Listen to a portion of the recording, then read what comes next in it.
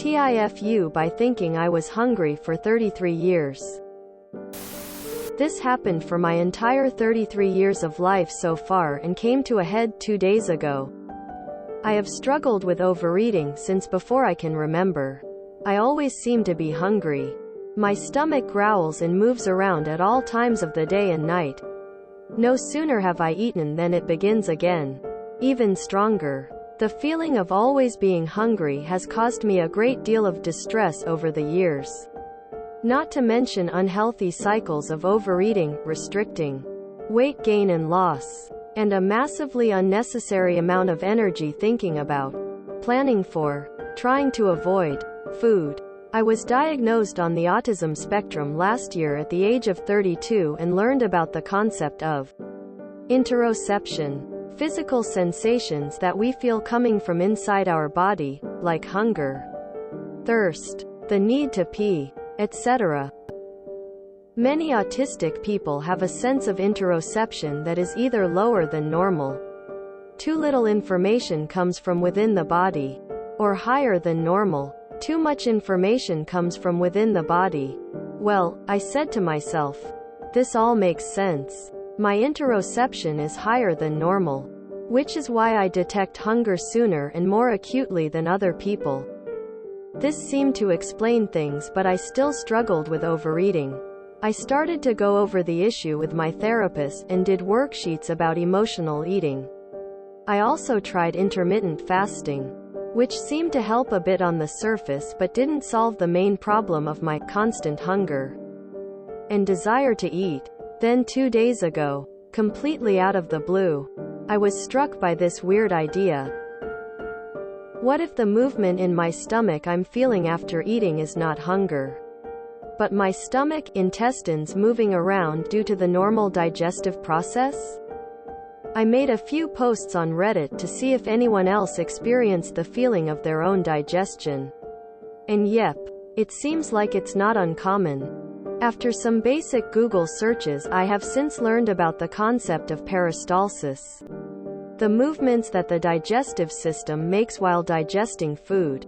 Every person with a healthy digestive system has peristalsis, and it's not unusual for individuals to feel their own peristalsis. I do have high interoception, so I guess that also helps to explain why I feel my own peristalsis. Since this realization, my constant hunger has evaporated overnight.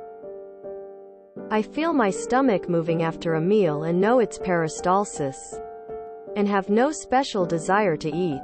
I now know that organ movement is not a reliable hunger indicator for me, and I'll be able to rely on other signs to tell me if I'm hungry: energy level, mood, time of day, etc. I'm happy but also feel like an absolute idiot. Early on I must have heard that, if you feel your stomach moving, you are hungry, and just believed it without question, causing mental stress, food obsessiveness and eating disorders throughout my life. Well, it's never too late to start a new chapter. TLDR.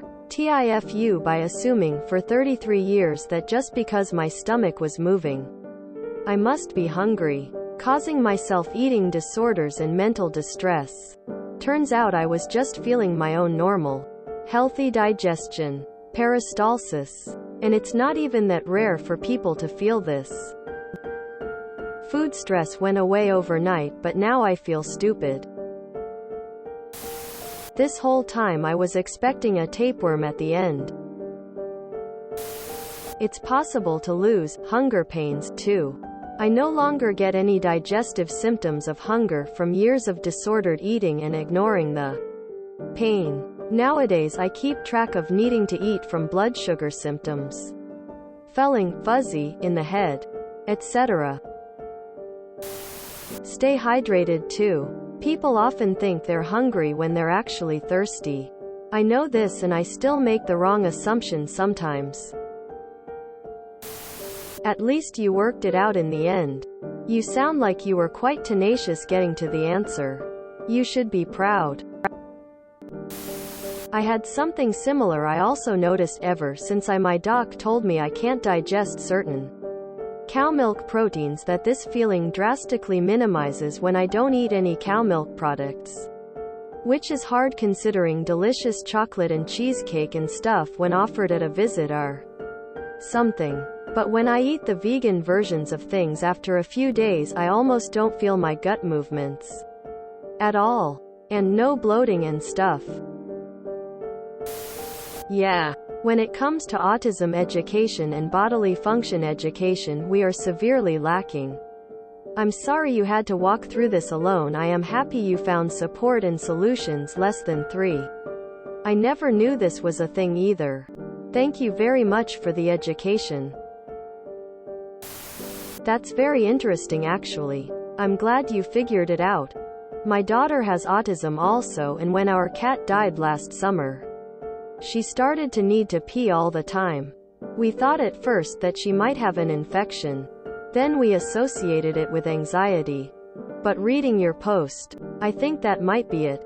She's generally hypersensitive, so maybe the trauma of seeing her cat die made her suddenly aware of that. I'll do some research about that. I am a 26-year-old female and I was diagnosed with autism last year. I have always struggled with hunger feelings and stomach aches. Always hungry when I am not distracting myself. My boyfriend read this to me and I kind of felt weird. I feel almost everything in my body at times. Blood moving through my veins. Bowel movement and muscle spasms. I even went to the ER at some evening because I thought I had a heart attack. Rolling on the floor laughing, the doctor told me I had an irritated breastbone. What caused pain? Because I was breathing too fast because of anxiety. I've had a lot of blood work done through the years and I always have been healthy. Even with severe obesity because of overeating and stuff. I hope my constant hunger will go away now. Because my brain can now think about it being normal bowel movements. I have a dietitian that learned me how to eat and what to eat, and I am currently learning how it feels when your stomach is full. Cold sweat smile. It feels so stupid not knowing how normal stuff feels. And what you need to do with the feeling. I read about this test that a group of doctors who were experts in dieting did. They took a group of obese men who all weighed around 150 kilograms. They put them on a diet which took 10% of their body weight, so down to 135 kilograms. Still obese, in other words. They were then allowed to eat as much as they liked, as long as they kept their weight of 135 kilograms. All the men in group described being constantly hungry, even though they were still obese. The explanation is that once you attain a certain weight, your body believes that that's your normal weight. If you go under that weight, your body thinks that you're starving and therefore starts sending hunger signals until you reach your previous higher weight. The only solution is to keep the lower weight until the body realizes that that's now normal. Lucky for me, I guess. I could never mistake hunger. Well, I don't feel it per se. I don't have the feeling people describe, like your stomach grumbling and in deep aching and all that. Rather, what I have is, at some point, if I haven't eaten food, I get extremely dizzy and faint. And if I don't eat now, I need to go to sleep, else I can't function anymore. Before you call diabetes, I have done all kinds of tests, and apparently I am perfectly healthy. Somehow, my body is weird like that and skip the whole hunger thing and go directly to you're gonna die if you don't eat thing. So I absolutely never forget to eat. And I know exactly when I need to eat. As someone who is terrible at processing what my body's interoceptive stimuli actually means, this has actually been a huge help to me. I constantly worry that I'm not eating properly because my stomach makes noises or I feel movement. And even though I knew about peristalsis from my anatomy and physiology courses in grad school, I never made the connection. I'm glad you learned this about yourself. And thank you for sharing. I'm a bit confused how this went on for as long as it did. Did it not feel different when you actually were hungry, as opposed to when you weren't and it was just movement? Dude, I used to take the phrase, "listen to your heart," literally as a child. I was maybe 4 or 5, but I genuinely thought a little voice would start speaking from my chest that I had to pay attention to. So at 33, is this considered a disability? The autism part? 'Cause my therapist thinks I have autism, but I don't see the benefit of getting a diagnosis. Good info op. But I just want to clarify that peristalsis is not specifically related to your digestive system. It is the symmetric contraction of a circular smooth muscle. There are many such muscles in the body, but the largest are part of the digestive tract. That's nice to know that there are others who have problems figuring out their body signals. I'm on the opposite end where I don't feel hungry until I'm nauseous and dizzy, or I'm not really thirsty till I'm dehydrated. I've started forcing myself to eat on a set schedule regardless of whether I'm actually hungry or not. I'm 43 and just figured out one of the ways my anxiety manifests. You're still learning, and that's important. Don't beat yourself up over the last 30-odd years. Rather enjoy this victory of figuring out your body. Wait, you didn't learn that in school? I don't know the grade system in the US, but here in Quebec when we're 14 to 15 we learn about that. Could have saved you a lot of time. If you felt signals from body higher, then what is the need to rely on other indicators if I am hungry? Like energy levels, mood, time of day, etc. That sounds just like me with low interception. Need for analyzing physical signals. I definitely feel stomach turning after eating too. I have just never connected it to being hungry. I'm 46 and just figured out mine.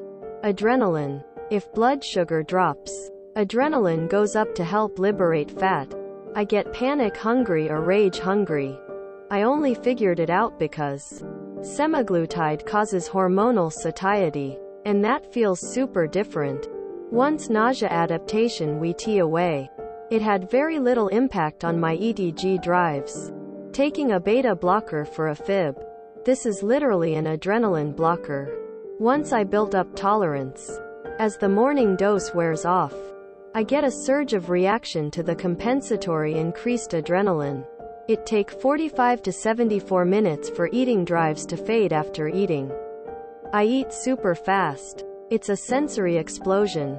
Work stress, pandemic isolation stress, geopolitical climate stress, and I've been unable to manage hunger well. Eating food equals dopamine. Part of the ASD and ADHD deficiency factors. Eating food is stimming, and helps override stress. So, stress management is my goal.